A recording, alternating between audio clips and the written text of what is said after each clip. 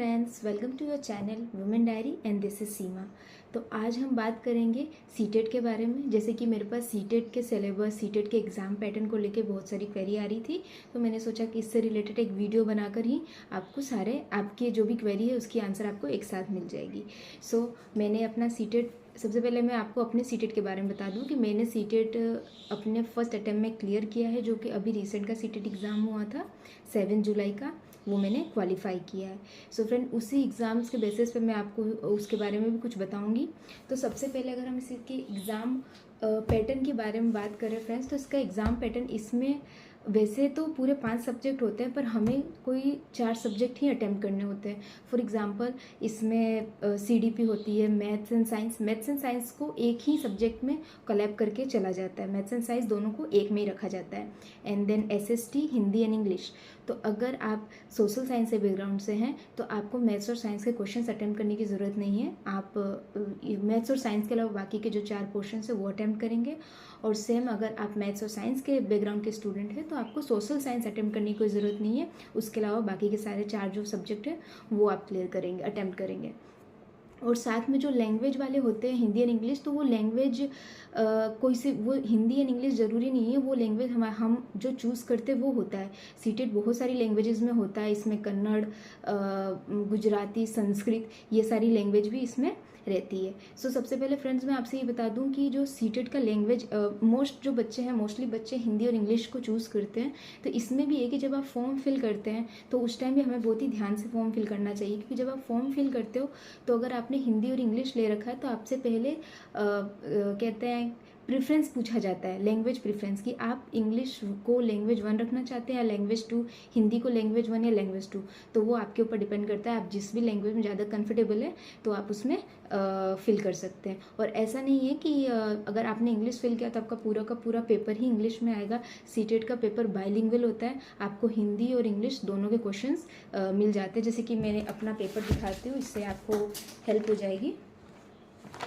For examples आप देख सकते हैं फ्रेंड्स, यहाँ पे हिंदी में जो क्वेश्चन दे रखा है, शायद आपको नहीं दिख रहा होगा सीधा, खैर देखिए आपको इसे समझ में तो आ ही जाएगा कि हिंदी के जो क्वेश्चन है और सेम पहले वो इंग्लिश में एंड देन वो हिंदी में लिखा हुआ है। तो इसका ये मतलब नहीं है कि अगर आपने इंग्लिश को लैंग्वेज फर्स्ट चूज़ किया है तो आपको सारा का सारा जो पेपर है वो इंग्लिश में आएगा, ऐसा नहीं है। पेपर बाइलिंगुअल होता है। तो ये तो होगी लैंग्वेज से रिलेटेड जो भी आपकी क्वेरी थी वो, उसका आंसर। और फिर जो होता है कि अगर हमने अपना लैंग्वेज फर्स्ट और लैंग्वेज सेकेंड जो चूज़ करते हैं ना, तो वो हमें पेपर अटैम्प्ट करते समय भी बहुत ही ध्यान रखना पड़ता है, क्योंकि जो हम लैंग्वेज फर्स्ट लेते हैं उसके क्वेश्चन 91 से स्टार्ट होते हैं। अगर आपने हिंदी लिया है तो हिंदी जो 91 होगा, अगर लैंग्वेज फर्स्ट आपकी हिंदी है तो जो 91 से क्वेश्चन है वो आपको अटैम्प्ट करने हैं। और अगर आपने इंग्लिश लिया है लैंग्वेज 1 के तौर पर, तो वहाँ पे 91 के क्वेश्चन, 91 से जो इंग्लिश स्टार्ट होती है वो आपको अटैम्प्ट करना है। तो बस ये थोड़ा बहुत है जो कि आप अगर प्रिपरेशन कर रहे हैं और कुछ PYQ सॉल्व करेंगे तो आपको उससे आइडिया हो जाएगा। बट हाँ, ज़रूरी है, क्योंकि ज़्यादातर स्टूडेंट्स यहाँ पे गलती कर देते हैं। वो लैंग्वेज, वैसे लैंग्वेज चूज़ तो की रहती है उन्होंने सबसे पहले हिंदी एंड इंग्लिश, और वो वहाँ पे जाके क्या कर देते हैं, पहले लैंग्वेज 1 की जगह उनको जहाँ हिंदी अटैम्प्ट करना था वो इंग्लिश कर देते हैं। तो उसकी वजह से उनका पूरा का पूरा पेपर ही ख़राब चला जाता है। तो ये छोटी छोटी मिस्टेक्स है, बट हाँ, इससे बहुत आपका जो है सीटेट क्वालिफाई होने से रुक सकता है। तो ये सिली मिस्टेक्स आपको नहीं करनी है और आपको अपना पूरा ध्यान रख के अपना पेपर अटैम्प्ट करना है। और सेकेंड चीज़ कि आपको ये पेपर अटैम्प्ट करने के लिए जो चार स्पेसिफिक सब्जेक्ट हैं, इसको अटैम्प्ट करने के लिए प्रॉपर 2.5 घंटे का पूरा टाइम मिलता है। और इस पेपर को क्वालिफाई करने के लिए सबसे पहले जो मैं बोलूँगी फ्रेंड्स, वो है रीडिंग स्किल्स। इसमें रीडिंग स्किल्स बहुत ज़रूरी है, क्योंकि पेपर आप देख सकते हो, पेपर बहुत लेंदी आता है, बहुत लेंदी आता है, देख सकते हैं फ्रेंड्स। और पेपर के जो क्वेश्चंस है ना, वो भी बहुत लंबे लंबे आते हैं, बड़े बड़े आते हैं। तो जब तक आप क्वेश्चन के पेपर को पढ़ोगे ही नहीं तो आप उसको पूरा अगर आप कहते हैं ना, अगर आप में रीडिंग स्पीड है ना, रीडिंग स्पीड अगर आपकी नहीं रह पाएगी तो आप पेपर के लास्ट तक पहुंच ही नहीं पाएंगे। तो प्लीज़ फ्रेंड्स, अपनी रीडिंग स्पीड पे थोड़ा इस पर आप काम करिएगा। और एग्ज़ाम देने जाने से पहले आप PYQs तो मस्ट है, PYQs तो ज़रूर आप करिएगा।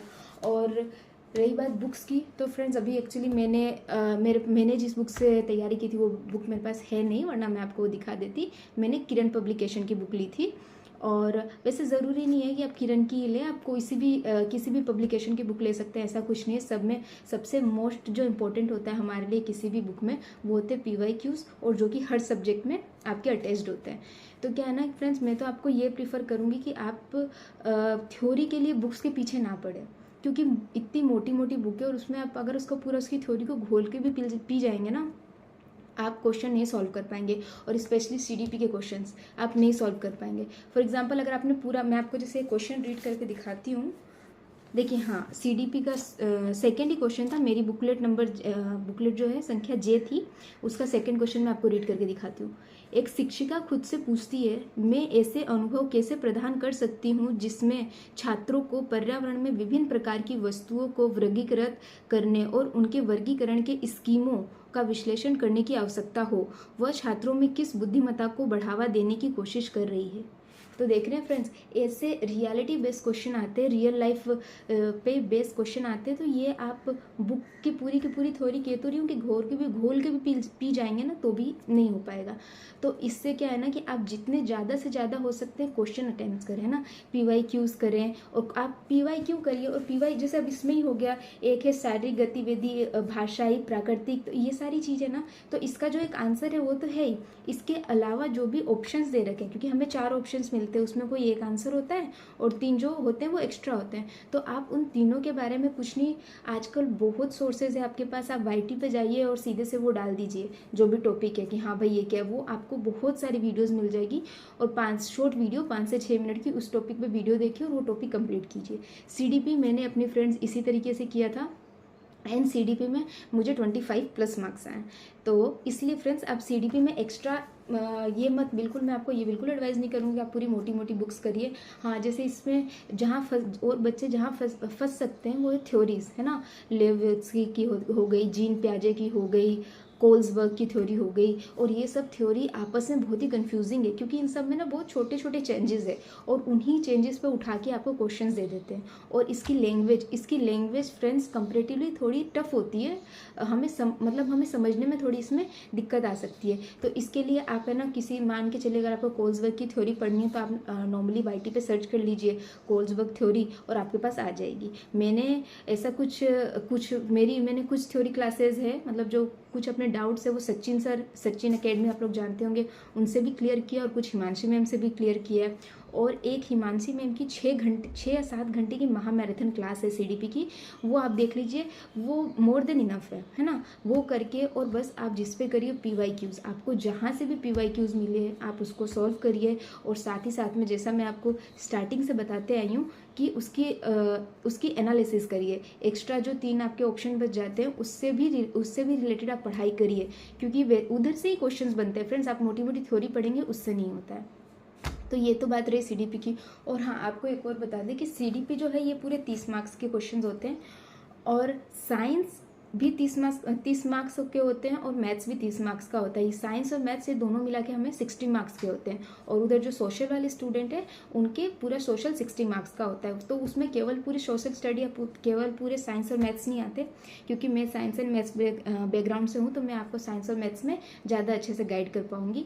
तो क्या होता है फ्रेंड्स कि जो साइंस में 30 क्वेश्चन आते हैं उसमें 20 क्वेश्चन तो आपके थ्योरेटिकल होते हैं, जो साइंस के क्वेश्चन होते हैं वो होते हैं साइंस टॉपिक पे बेस्ड होते हैं, और जो 10 क्वेश्चन होते हैं वो पेडागोजी होते हैं। पेडागोजी के 10 क्वेश्चन आते हैं और वो ईच एंड एवरी सब्जेक्ट में आते हैं। जैसे आपके मैथ्स में भी सेम वही वाला जो है फॉलो होता है कि आपके 30 क्वेश्चन में से 20 क्वेश्चन आपके होंगे टॉपिक बेस्ड और 10 क्वेश्चन होंगे आपके पेडागोजी। हिंदी में भी सेम, हिंदी में भी आपके 30 क्वेश्चन होते हैं, उसमें से 20 आपके टॉपिक एंड 10 आपकी पेडागोजी। एंड इंग्लिश में भी 20 टॉपिक और 10 पेडागोजी। वैसे आपका पैराग्राफ आता है तो उसके थ्रू आप कर सकते हैं। और हिंदी और इंग्लिश की ना सबसे ज़्यादा बच्चों को जो टेंशन रहती है वो होती है कि क्या हमें सीटेट क्लियर करने के लिए हिंदी और इंग्लिश के ग्रामर करना ज़रूरी है।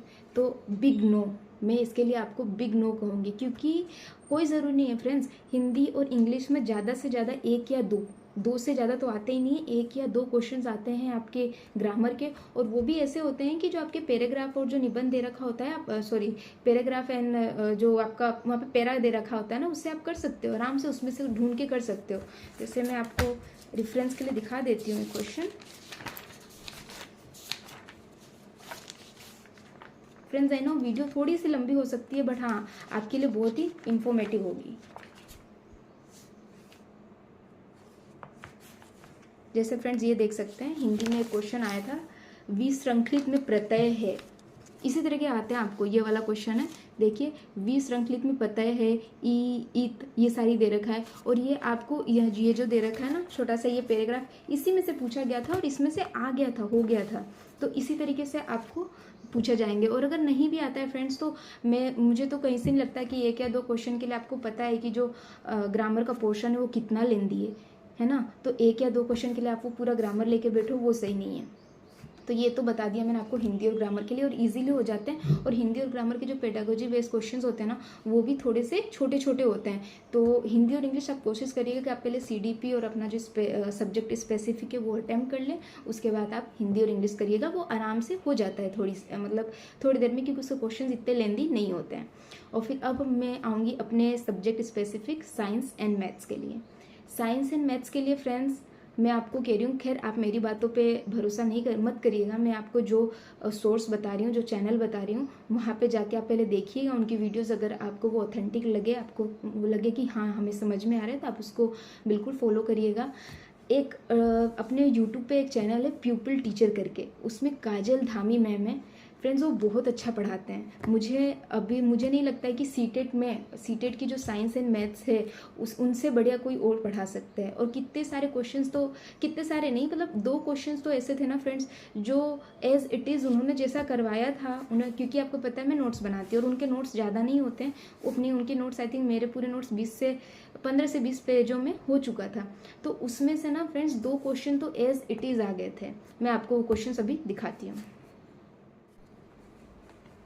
हाँ फ्रेंड्स, तो मैं जो नोट्स की बात कर रही थी, ये देखिए ये नोट्स, ये आप देख सकते हैं कि मैम ने एसिड और बेस के ऊपर पूरा बताया था कि हाँ जब ये लिटमस में बेस का कलर क्या रहता है, एसिड का कलर क्या रहता है, टर्मरिक में क्या रहता है, चाइना रोज़ वगैरह में। और देखिए एज इट इज़ ये क्वेश्चन उठा के आपके इस क्वेश्चन में दे दिया गया है। बुकलेट नंबर J में आप क्वेश्चन नंबर 74 है। देखिए turmeric, China rose, phenolphthalein, methyl orange, और ये सारी चीज़ें मेरे को इसमें मैंने जो नोट किया इसमें भी turmeric, China rose, phenolphthalein and methyl orange, यही चार चीज़ें आप देख रहे हैं फ्रेंड्स।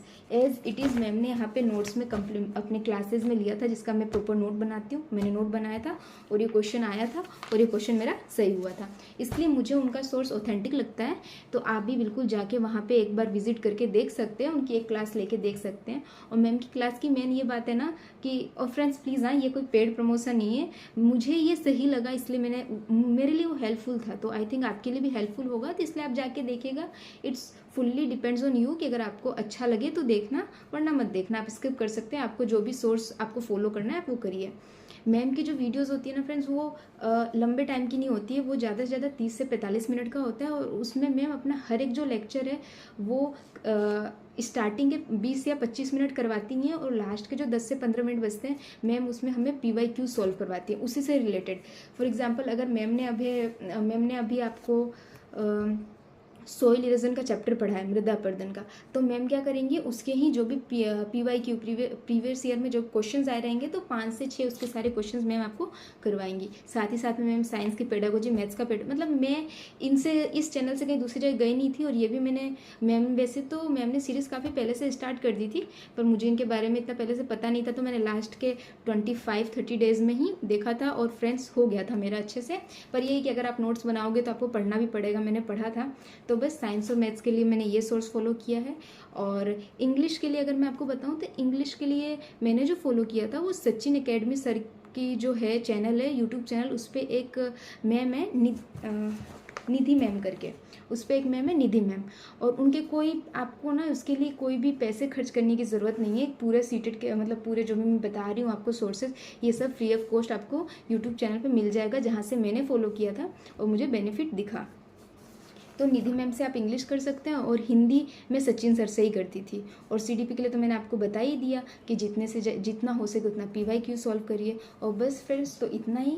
तो मैं आपसे वापस से यही बोलूँगी कि जितना हो सके उतना आप अपने PYQ सॉल्व करिए, ताकि आपका जो सीटेट है वो फर्स्ट अटेम्प्ट में क्लियर हो जाए। और अगर आप अभी से भी प्रिपरेशन स्टार्ट करते हैं, खैर ये महीना अगर आप छोड़ भी दे तो भी आपके पास 3.5-4 महीना बाकी है, जिसमें आप बहुत अच्छा मार्क्स स्कोर कर सकते हैं। तो दैट्स इट फ्रेंड।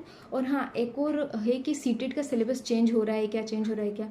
तो फ्रेंड्स, हाँ, ऐसे न्यूज़ आ रहा था, और खैर थोड़ा बहुत आ भी रहा है, बट अभी तक ऑफिशियली सीटेट के जो वो है ऑफिशियली वेबसाइट पे ऐसी कोई भी न्यूज़ नहीं आई है।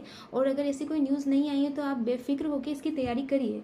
और अगर फ्रेंड्स चेंज होता भी है तो ऑफकोर्स ये जो आप स्पेसिफिक टॉपिक्स पढ़ेंगे, ये टॉपिक तो चेंज नहीं होना है ना। जैसे अगर आप CDP में पढ़ रहे हैं कोल्सबर्ग के बारे में, तो वो चेंज नहीं होगा। कोल्सबर्ग की जो थ्योरी है वो है तो वो है, तो ऐसा नहीं है। आप पढ़िए, और मुझे नहीं लगता है कि चेंज होगा। अगर चेंज होना रहता तो वो कुछ टाइम पहले ही रिलीज़ कर देते। और वैसे ये जो बातें हैं कि चेंज होना है सिलेबस, ये आपके 24 की स्टार्टिंग से ही हो रहा है, पर तब तक से 2 पेपर हो चुके हैं और अभी तक ऐसा नहीं हुआ है।